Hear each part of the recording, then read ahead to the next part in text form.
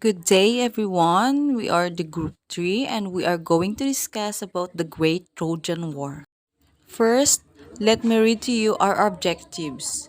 To identify the characters involved in the story, to understand what is the cause of Trojan War, to appreciate the moral lesson. Good morning, everyone. I am Abegail Tanquerido, BS Ed English 1, and I am going to discuss to you the characters of the story of Trojan War. The first one is Agamemnon. Agamemnon is the king of Mycenae. Agamemnon shares supreme command of the Greek troops with his brother Menelaus.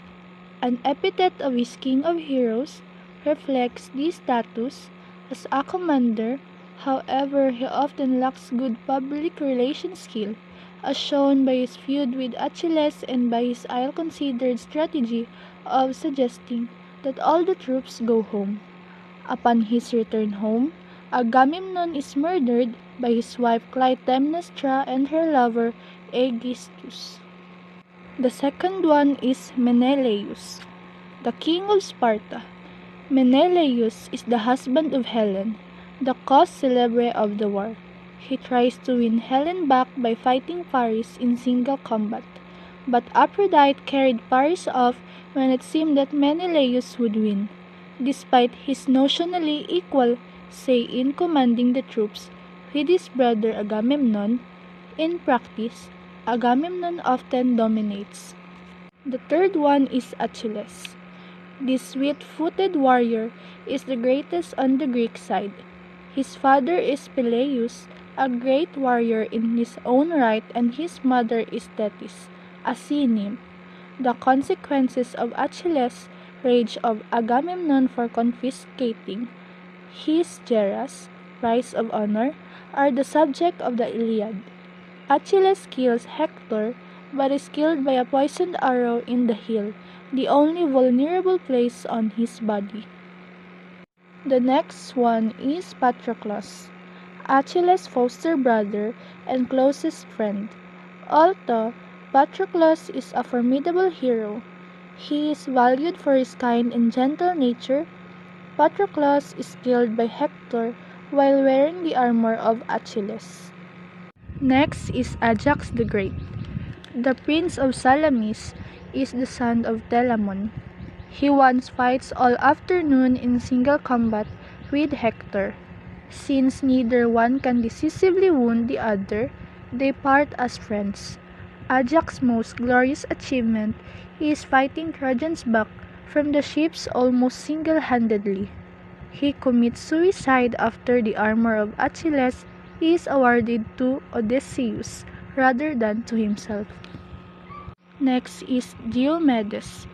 In his day of glory, Diomedes kills Pandarus and wounds Aeneas before taking on the gods.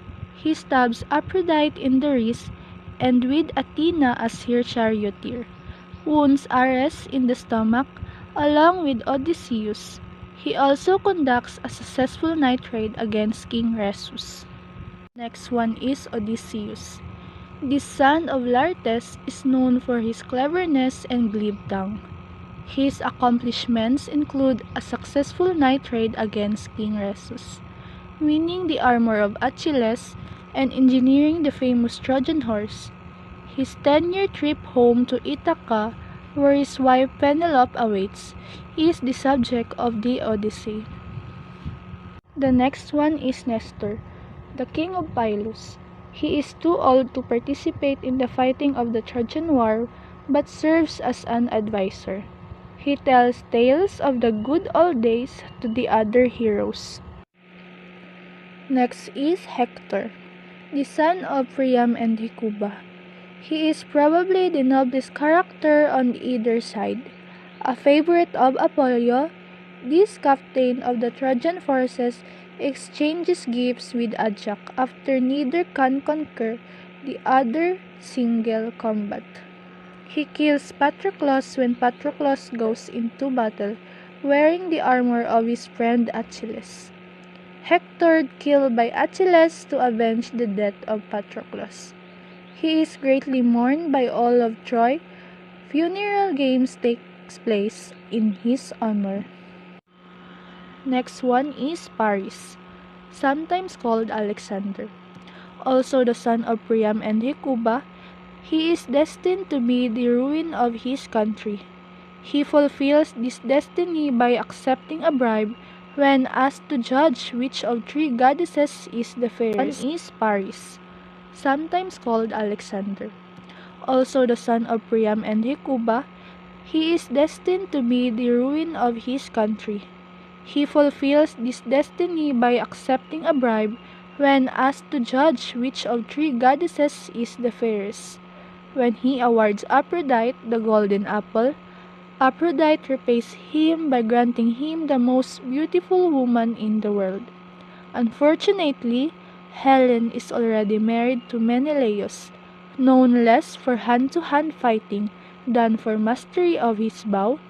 He kills Achilles with an arrow but dies by the poisoned arrows of Philoctetes. Next is Priam, the king of Troy and son of Laomedon. He has 50 sons and 12 daughters with his wife Hecuba. Presumably, she does not bear them all, plus at least 42 more children with various concubines. Neoptolemus, the son of Achilles, kills him in front of his wife and daughters during the siege of Troy. Next is Hecuba or Hecabe, the wife of Priam. She suffers the loss of most of her children but survives the fall of Troy. She is later turned into a dog. Next is Andromache, the wife of Hector and mother of Astyanax. She futilely warns Hector about the war, then sees both her husband and son killed by the Greeks. After the war, she is made concubine to Neoptolemus and later marries the Trojan prophet Helenus. Next is Cassandra. This daughter of Priam and Hecuba has an affair with Apollo, who grants her the gift of prophecy. Unable to revoke the gift after they quarrel, Apollo curses her by preventing anyone from believing her predictions. Among her warnings is that the Trojan horse contains Greek. After Troy falls, she is given to Agamemnon, who tactlessly brings her home to his wife Clytemnestra. Clytemnestra and her lover Aegisthus then kill Agamemnon and Cassandra, leaving Agamemnon's son Orestes, egged on by his sister Electra, to avenge the deaths and kill Clytemnestra and Aegisthus.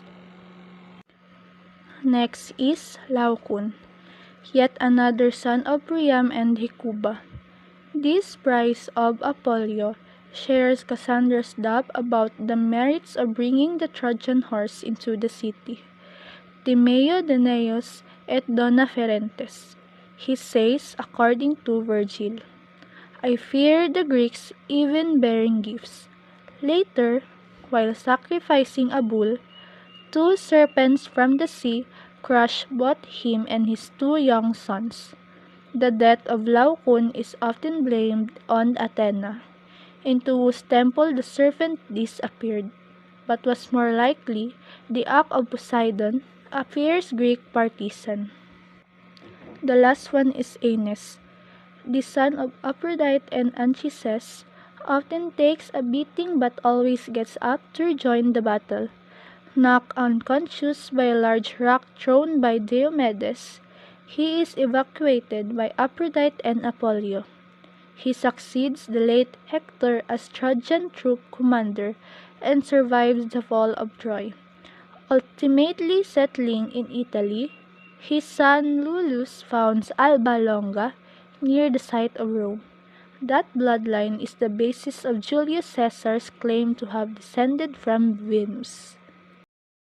Good day. I am Catherine de la Piedra, and I am going to discuss about the summary of the Trojan War. The Trojan War began after the Trojan prince Paris abducted Helen, wife of Menelaus of Sparta.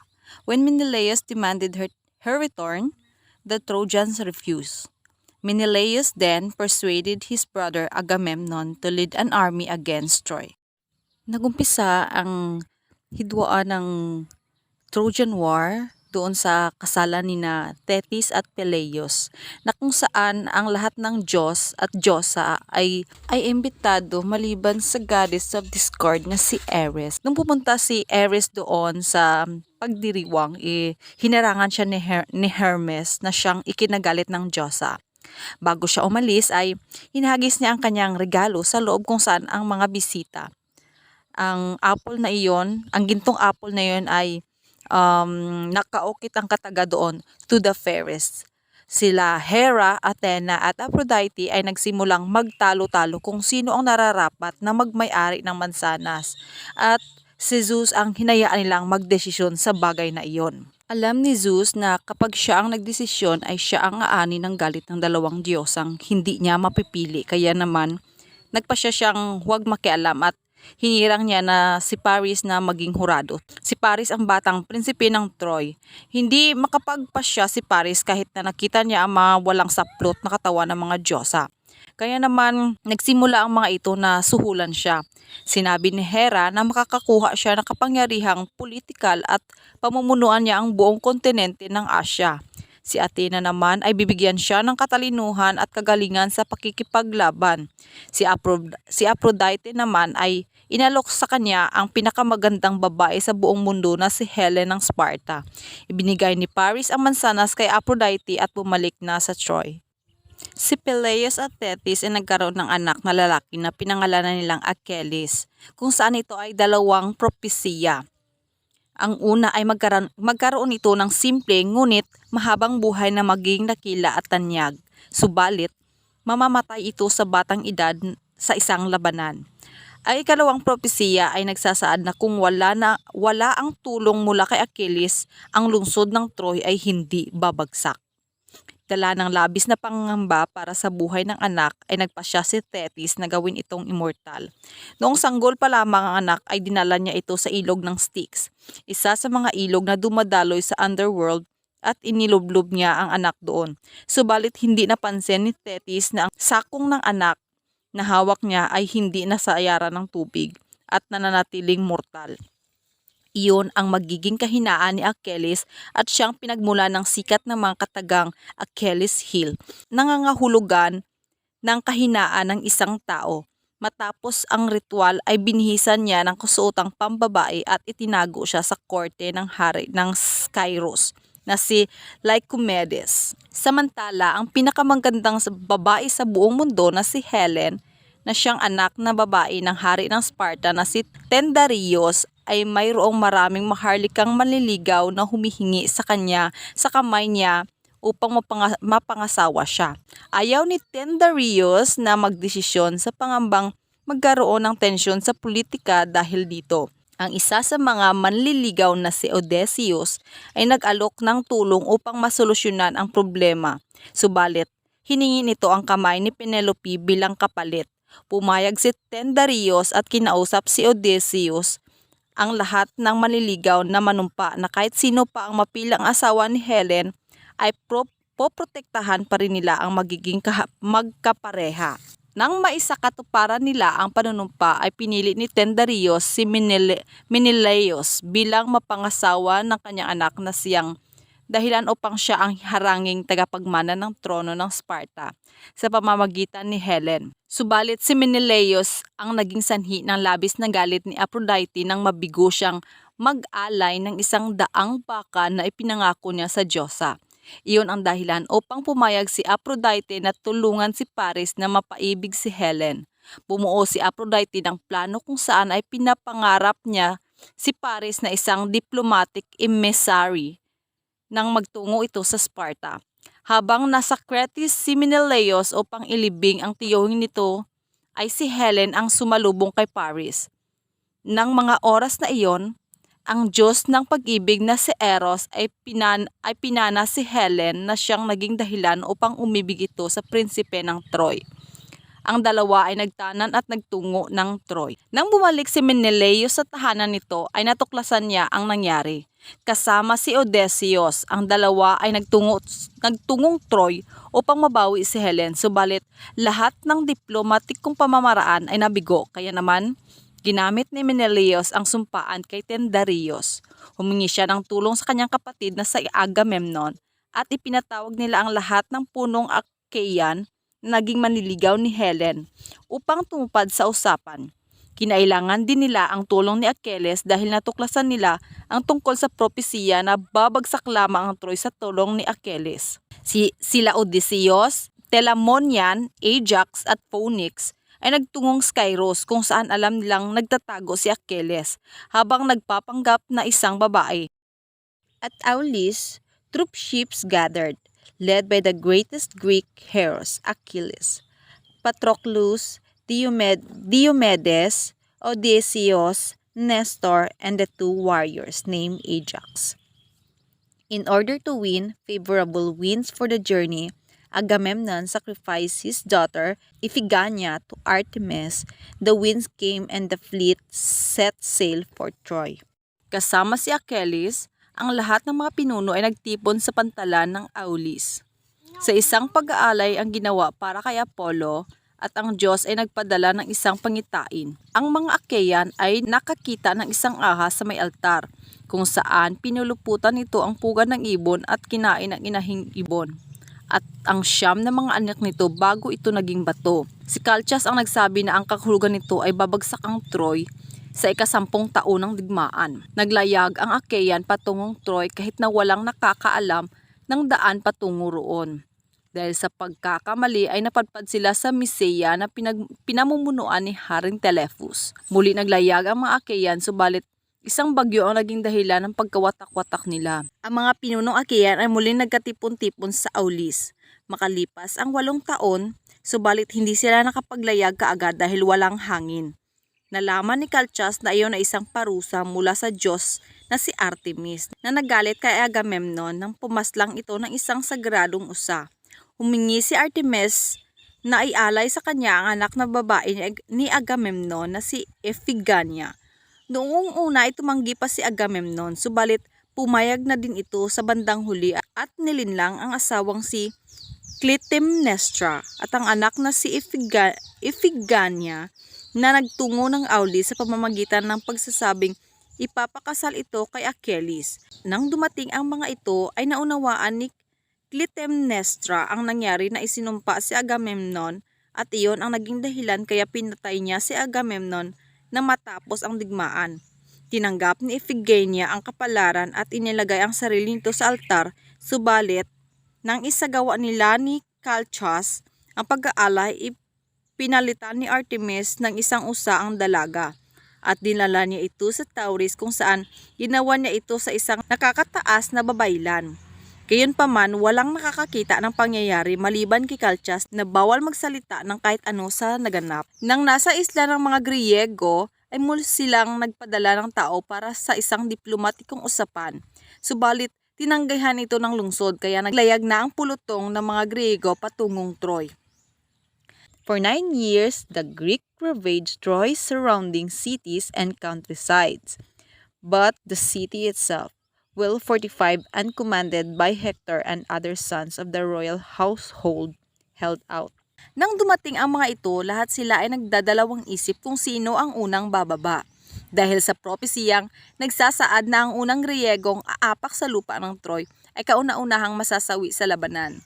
Si Odysseus ang unang bumaba, ngunit inihagis niya muna ang kanyang pananggalang sa lupa at doon siya umapak. Samantalang sumunod na bumaba si Protesilaus at umapak ito sa lupa, kaya naman ito ang kauna-unahang nasawi habang nakikipaglaban sa prinsipeng si Hector. Sa loob ng 9 na taon ay naprotektahan ang lungsod ng Troy. Nang matapos ang ika-9 na taon ng sandatahang Griego, ay nagpasyang bumalik sa tirahan nila, ngunit nakumbinsi sila ni Achilles na manatili pa. Sa ika-10 taon, ang pari ni Apollo na si Chrysis ay nagtungo kay Agamemnon upang bawiin ang anak na babae nito na si Chrysis, na isa sa mga concubine nito. Tumanggi si Agamemnon, kaya naman nanatili si Chrysis kay Apollo. na siyang nagbigay ng malubhang karamdaman sa sandatahang Griego. Ibinalik ni Agamemnon si Chrysis sa ama nito, ngunit kinuha nito ang concubine ni Achilles bilang kapalit. Naggalit si Achilles na nagdesisyong hindi nalalaban at nagkulong na lamang sa loob ng tent. Kahit nanalo ang ilang beses ang Achaean, ang pagtanggi ni Achilles na lumaban ay nagsanhi ng sunod-sunod na pagkatalo ng mga ito. Hanggang sa puntong muntikan ng masunog ang barko nila. Kaya si Patroclus, ang isang malapit na kaibigan ni Achilles, ang namuno sa Myrmidon army, ngunit napaslang siya ni Hector sa labanan. Nagalit si Achilles, dala ng labis na paghati ay sumumpang maghiganti. Ibinalik na din ni Agamemnon ang concubine ni Achilles at muling nagkasundo ang dalawang pinuno. Ang sandatahang Griego ay muling nanalo sa labanan at nagawang paslangin ni Achilles si Hector. Tumanggi siyang ibalik ang katawan ni Hector sa mga Trojan upang mailibing. Sa halip ay pinakaladkad niya ito sa kanyang mga kabayo sa harapan ng pader ng Troy. Sa huli ay pumayag na rin siyang ibalik ito matapos magmakaawa ang hari ng Troy para sa maayos na paglilibing ng anak nito. Finally, the Greeks built a large hollow wooden horse in which a small group of warriors were concealed. The other Greeks appeared to sail for home, leaving behind under the horse and Sinon, who deceitfully persuaded the Trojans, despite the warnings of Cassandra and Laucoon, to take the horse with the city walls. At night, Greek returned. Their companion crept out of the horse and opened the city gates, and Troy was destroyed. Sa huli ay namatay si Achilles dahil sa isang palasong may lason na ipinana sa kanya ni Paris. Ang palaso ay ginabayan ni Apollo na tumama sa sakong ni Achilles na siyang nag-iisang kahinaan nito. At iyon ang kinamatay nito. Sinunog ang katawan ni Achilles at sinama ang mga buto nito sa mga labi ng matalik na kaibigan ni si Patroclus. Namatay din sa digmaan si Paris. Sinabi niya na gumawa ng kabayong gawa sa kahoy na may malaking espasyo sa loob nito. Sa loob nito, nagtago ang mga sundalong Griego na inilagay sa harapang tarangkahan ng lungsod. Sinabi nilang isa itong regalo mula sa mga Griego na nagpapakita ng pag-atras ng mga ito sa digmaan. Masayang tinanggap ito ng Trojan at tinala nila ang kabayo sa loob ng lungsod. Sila ay nagdiwang sa kanilang pagkapanalo. Sa kalagitnaan ng gabi ay lumabas ang mga sundalo sa loob ng kabayo at pinaslang ang mga lasing na Trojan. Muling nagkaroon ng labanan at maraming sundalo ang nasawi. Ngunit sa huli ay nagawa nilang pabagsakin ang Troy. Sinunog at pinagnakawan nila ito kasabay ng pagwasak nila sa templo at sagradong lugar sa Troy, na naging dahilan upang mainsulto at magalit ang mga Diyos. Sa kabila ng tagumpay ay karamihan ng mga sundalong Griego ay hindi na nakabalik pa sa kanilang tirahan o di naman ay muling nakabalik matapos ang matagal na pakikipagsabalaran. Good day everyone, this is Ralph Lauren Rati Constantinopla, BE Ed 1, so I will going to report the conflict of Trojan War. Trojan War in Greek mythology, war between the Greeks and the people of Troy. The strife began after the Trojan prince Paris abducted Helen, wife of Menelaus of Sparta. When Menelaus demanded her return, the Trojan refused Menelaus, then persuaded his brother Agamemnon to lead an army against Troy. Good day everyone, I am Dindee Derilon, BE Ed 1. For today, I will talk about the Great Trojan War plot. Trojan War in Greek mythology, war between the Greek and the people of Troy. The strife began after the Trojan prince Paris abducted Helen, wife of Menelaus of Sparta. When Menelaus demanded her return to Trojan refused. Menelaus then persuaded his brother Agamemnon to lead an army against Troy. So, Helen abducted to Prince Paris, wife of Menelaus. So Menelaus commanded his brother Agamemnon to lead an army against Troy. Then the war began between Trojan Prince Paris and Agamemnon. Next is theme.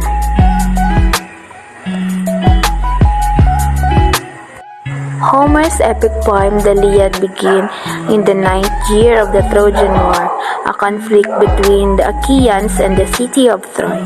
The fight begins when Helen, the most beautiful woman in the world, returns to Troy with Priam's son Paris. To get her back, Achaean King Menelaus takes an army to Troy. Themes such as love and friendship, faith and free will, and honor surface throughout the epic poem. So this story is all about friendship, faith, and free will, and honor surface throughout the epic. Love and friendship. The power of love and friendship is explored throughout the Iliad and is a main source of many conflicts. Romantic love, parental love, and friendship between warriors are the most common forms of love and friendship shown in the poem. Also, the theme is all about love and friendship. Even though they are not agreed with each other, but last, they are friendship and they are forgive the past of their war. The Iliad, or the story of Trojan War, it talks all about the defeating or about the war. For me, the moral lesson is that including the importance of leaders treating their soldiers with respect, the importance of accepting apologies, and need respecting family bands. It means all about if you are a leader, or for example you are a leader of this community, you are a president, vice president, etc., or something, you have a high quality to become a leader, that you should know yourself how to respect your followers, your followers to follow you because you are a good leader.